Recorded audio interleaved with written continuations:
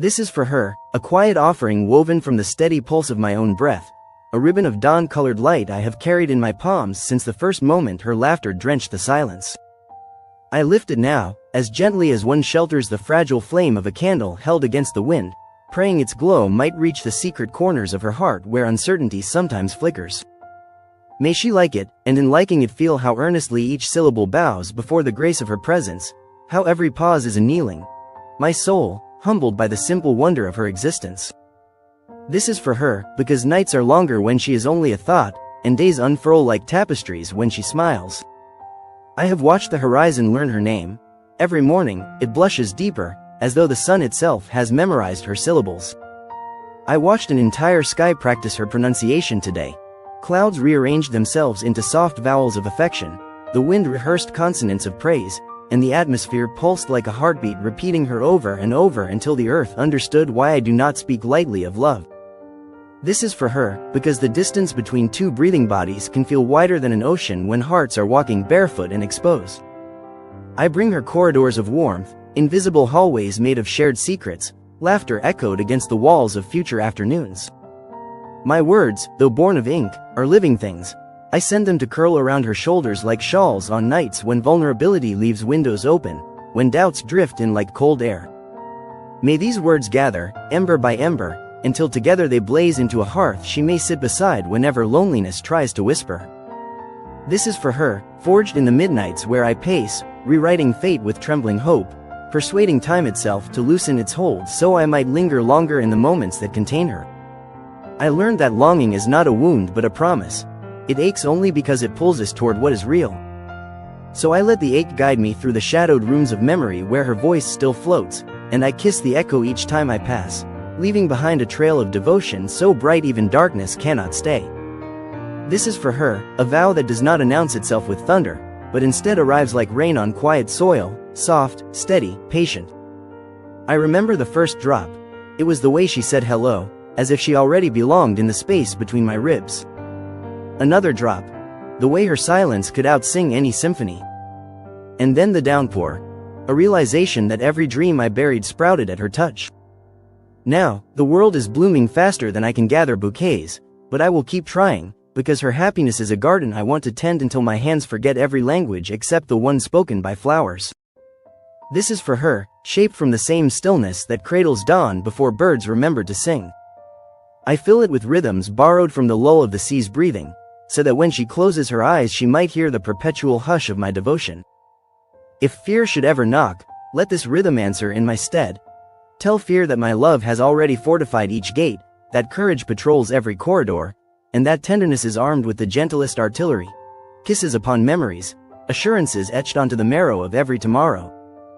This is for her, because histories are built of ordinary hours scaled to extraordinary heights by love's quiet insistence. I have written so many pages, yet the greatest chapter remains unwritten. The soft unfolding of our next shared afternoon, where we laugh over tea, canopying ourselves beneath conversations that stretch like summer.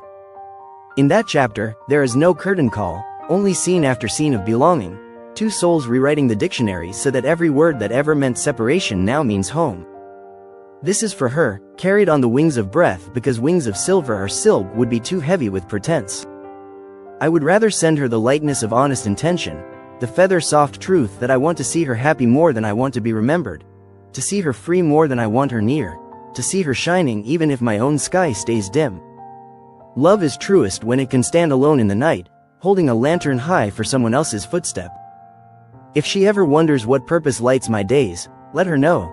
It is this, simply, to be a lantern for her. This is for her, an invitation to dance inside the seconds between heartbeats, where the world slows enough for us to hear the secret cadence of destiny. I have rehearsed our steps, but I will happily forget them if she wishes to lead. Let the music be our shared laughter, the floor be whichever path we wander, the ceiling be the sky that has watched over us since before we met. May she like the melody, but more importantly, may she feel I cherish the hush when the music pauses, the spaces where I listen to the truth in her breathing. This is for her, distilled from stories I never told another soul. In those stories she is the quiet hero who rescues the poet from his own doubts, teaching him that vulnerability is not a weakness but the birthplace of light. I wrap those stories in silk and lay them at her feet, hoping she will unwrap them slowly and see her reflection. Strong, radiant, endlessly worthy. If she doubts, let her read them again. Each time she does, my faith in her will grow another wing. This is for her, because love is not a crown to be worn but a bridge to be crossed together. I stretch this bridge from my solitude to hers, plank by plank of listening, nail by nail of apology, rope by rope of forgiveness. It may sway in high winds, but I will cross it every morning if she chooses to wait on the other side, and together we will anchor it deeper until storms become lullabies drumming gentle rhythms against our courage. This is for her, the final line of a poem that is also its beginning. Whatever verse comes next will be ours to write, inked by shared tomorrows, edited by laughter, footnoted with whispers beneath constellations. And should she accept this offering, the poem will not end but breathe, pulsing through every simple act. Her brushing her hair at dawn, me murmuring goodnight to the moon we both see. May she like it. May she feel how every letter leans toward her name. May she know that even if the world forgets my voice, this quiet testament will continue humming in the hush between waves, saying again and again, this is for her, this is for her, this is for her. This is for her, rising like a sunrise beyond the final stanza, because poems do not truly end, they only breathe deeper, tuning their heartbeats to the silence that follows applause. I return with more light cupped in my trembling palms, meeting her gaze with the reverence of someone who has walked through deserts simply to glimpse an oasis. The desert, in truth, was my own impatience, the oasis, every syllable she ever gifted me, even the unspoken ones. I ladle that water into verses now, hoping each drop will kiss the thirst in her spirit, showing her how even mirages can become miracles when faith refuses to blink. This is for her, forged again in the hush that lingers after gratitude has spoken. I learned there are two kinds of silence, the one that hides truth and the one that cradles it. Tonight, I hand her the second, an unbroken vow carried inside a hush potent enough to steady storms. Should she press her ear to this quiet, she will hear lullabies of constancy, reminders that my love is wider than regret, taller than pride, stubborn as a mountain that refuses to bow to the whims of passing weather. Let her climb its slopes whenever doubt rattles windows. I will carve footholds with patience, mapping every ledge to her footsteps alone. This is for her, sculpted from moonlight that refused to extinguish when dawn arrived. I pocketed that silver glow like contraband hope, carrying it through daylight corridors until night returned. Now I unfurl it at her feet, a slender river of luminescence to guide her across the darker rooms of memory. If shadows reach, let them find my light first and burn harmlessly in its promise. And if she fears the riverbank, I will be the boat, steady, oarless, powered only by the gentle certainty that destiny flows exactly where her heartbeat leads. This is for her, stitched from the echoes of laughter we have yet to share. I imagine them, those crystal bursts breaking high above rooftops, cascading down in confetti of approval from the universe itself.